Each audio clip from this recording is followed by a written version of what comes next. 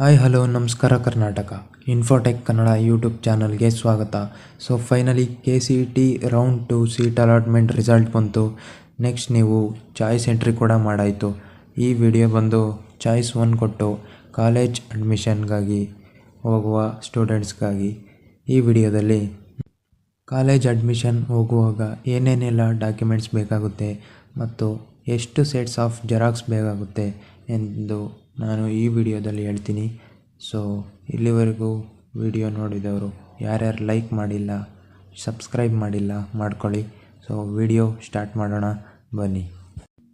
ಈಗ ನಿಮ್ಮ ಮುಂದೆ ಒಂದು ಪೇಜ್ ಕಾಣಿಸ್ತಾ ಇರ್ಬೋದು, documents to be produced at the time of admission ಅಂತ. ನಂಬರ್ 1 ಬೇಕಾಗಿರೋದು CET or COMEDK allotment order.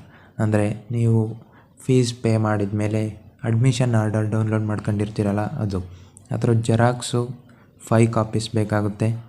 Next ನಿಮಗೆ ಸೆಕೆಂಡ್ನೇದು 12th or PUC marks cards, ಅದರದ್ದು 5 ಸೆಟ್ಸ್ ಆಫ್ ಜೆರಾಕ್ಸ್ ಬೇಕಾಗುತ್ತೆ. ನೆಕ್ಸ್ಟ್ ನಿಮಗೆ 10th or SSLC marks card, ಇದೆಲ್ಲ ಒರಿಜಿನಲ್ ಡಾಕ್ಯುಮೆಂಟ್ಸು. ನೆಕ್ಸ್ಟ್ ಅದರದ್ದು 5 sets of xerox.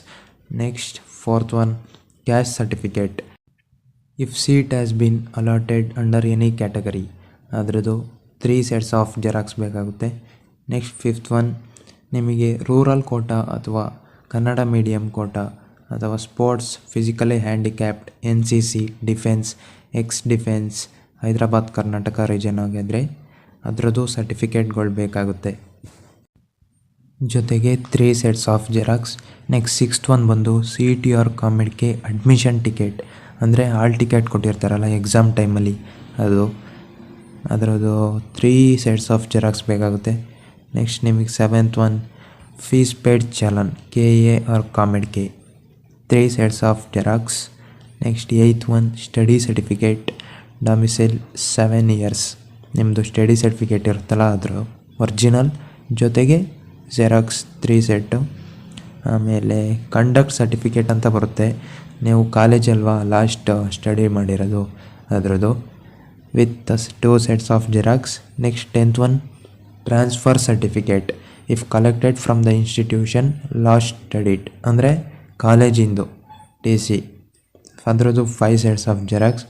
Next recent passport size photo 5. Next ನಿಮ್ಮದು blood group report ಏನು ಬೇಡ.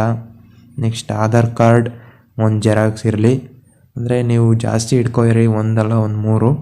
ನೆಕ್ಸ್ಟು ಸ್ಟೂಡೆಂಟ್ ಡಿಜಿಟಲ್ ಸಿಗ್ನೇಚರ್, ಅದು ಏನು ನೆಸಸರಿ ಇಲ್ಲ.